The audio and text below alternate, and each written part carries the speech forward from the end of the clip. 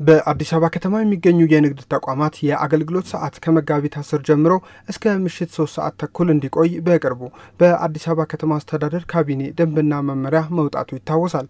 የምሽት የንግድ ሰዓት ላይ ደንብና መመሪያ መውጣቱም ከተማዋ አሁን የምትገኝበት ለውጥና የስራ ባህል ከጊዜ ወደ ጊዜ እያደገ መምጣቱን ዓላማ ያደረገ መሆኑን የጠቀሱት ከኤኤምኤን ጋር ቆይታ ያደረጉት የአዲስ አበባ ከተማ ንግድ ቢሮ ምክትል ኃላፊ አቶ ፍስሐ ጥበቡ ቀደም ሲል የተጀመሩ የምሽት አገልግሎቶች ወጥነት ባለው መልኩ አገልግሎት እንዲሰጡ ለማድረግ የታሰበ ነው ብለዋል። እንግዲህ ከተማችን አሁን የደረሰችበት ኢኮኖሚያዊ ለውጥ ውስጥ ትገኛለች።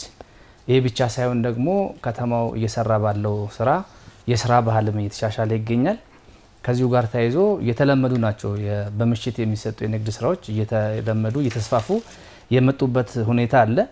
ነገር ግን ይሄንን አሁን ከተማዋ ከምትፈልገው እድገት አንፃር ተወዳዳሪነቷንም የበለጠ ከማጠናከር እነዚህ ወጥነት እንዲኖራቸውና ተጠናክረው እንዲቀጥሉ የከተማዋንም ስታንዳርድ ከሌሎች ዓለም አቀፍ ከተሞችም ጋር ተወዳዳሪ ለማድረግ ታሳቢ ተደርጎ የወጣ ደንብ ነው ማለት ነው። የንግድ ተቋማት የምሽት አገልግሎት አፈጻጸም እስካሁን በደንቡ አተገባበር ዙሪያ የንግዱን ማህበረሰብ የማስገንዘብ ስራዎች በየደረጃው እየተሰሩ መሆናቸውን የተናገሩት ምክትል ቢሮ ኃላፊው ኢኮኖሚውን ይበልጥ ለማነቃቃት ካለው ፋይዳ አንጻርም በንግዱ ማህበረሰብ ዘንድ ያለው ምላሽ አዎንታዊ ስለመሆኑም አብራርተዋል። እስካሁን ድረስ አፈጻጸሙ ውይይት ላይ ነው ያለነው።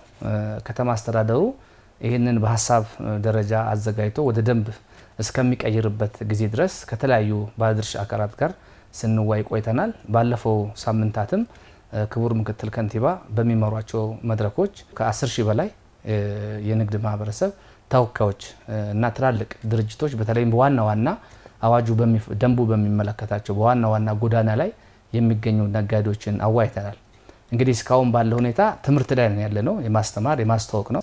ይሄናል ወደ ግዳጅ የሚያስገባ ነገር ይኖራል ብለን አናስብም።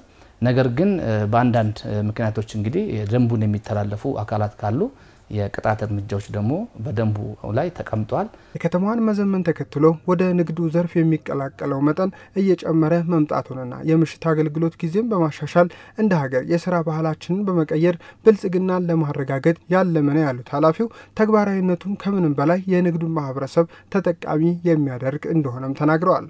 3 ተኩል እኮ የተባለው አትሊስት ቀስ እያልን እያለማንበርን ሰው በፍላጎት ወደ 24 ሰዓት ይገባል ከሚለው ተነስቶ ነው እንጂ 24 ሰዓት መሰራት አለበት። እኛ ደውች ነን፣ መበልጸግ አለብን፣ የስራ ባህላችን መቀየር አለበት። ይሄን ማድረግ የምንችለው ደግሞ ሰርተን ነው፣ ደክመን ነው እንጂ ቁጭ ብለን ረጅም ሰዓት ለምግብ፣ ረጅም ሰዓት ለመጠጥ፣ ረጅም ሰዓት ለመኝታ እያዋልን ሀገራችን መቀየር አንችልም። ስለዚህ ሀገራችን በግለሰብም ደረጃ እንደ ማህበረሰብም እንደ ሀገርም መቀየር ያስፈልጋል ካለን እንደ ግለሰብ እያንዳንዱ ሰው የስራ ባህሉን መቀየር አለበት። ከኢኮኖሚ እንቅስቃሴ ውጪ በሆኑ እሴት በማይጨምሩ ነገሮች ላይ ረጃጅም ሰዓት እያሳለፍን መበልጸግም መለወጥም ስለማንችል ግዳጅ አለው ስለተባለ ብቻ ሰው ያንን ናሬት እያደረገ ይወስደዋል እንጂ ተጠቃሚነቱ ሁሉም ዜጋ የሚጠቅም ነው ለማለት ነው። ደንቡ መደበኛ ያልሆኑ የንግድ አሰራሮችም ላይ ማሻሻያ ማድረጉን የጠቀሱት ምክትል ቢሮ ኃላፊው የጎዳና ንግዱን ስርዓት ባለው መልኩ ለመተግበር ህግና ስርዓት ተበጅቶለት እንደሚከናወንም ጠቁመዋል። እንግዲህ እንደምታዩት የመደበኛ ማስቆም አይቻልም። ሌሎች ሀገሮች ላይም የአጠቃላይ ንግድ እንቅስቃሴያቸውን 10%፣ 20%፣ 30% ድረስ የሚሸፍን እንቅስቃሴ አላቸው። እኛ ሀገር ላይም በንግድ እንቅስቃሴ ውስጥ ህጋዊ በሆነ መንገድ ተመዝግቦ የሚሰሩ እንዳሉ ሁሉ በጎጥ መንገድ ደግሞ የትራፊክ ፍሰቱን የሚያደናቅፉ እንደዚሁም ደግሞ የሰላምና ጸጥታም ጭምር የከተማው ጽዳት ውበት እነዚህ ነው ሽሎች ችግር የሚፈጥሩ አሰራር ስርዓት ስላለ ይሄንን የአሰራር ስርዓት ይበጅለት ነው። ከዛ አንፃር ነው ደንቡ ወጣው። ይሄ እንግዲህ የሚመለከተው አሁን የጎዳና ላይ ንግድ የምንለው ወይንም መደበኛ ያልሆነ የንግድ ስርዓት የምንለው ማንኛውም የሚደረግ የጎዳና ላይ ንግድ ህግና ስርዓት እንዲበጅለትና በህግና ስርዓት ብቻ እንዲመራ የሚያደርግ ህግ ነው ማለት ነው።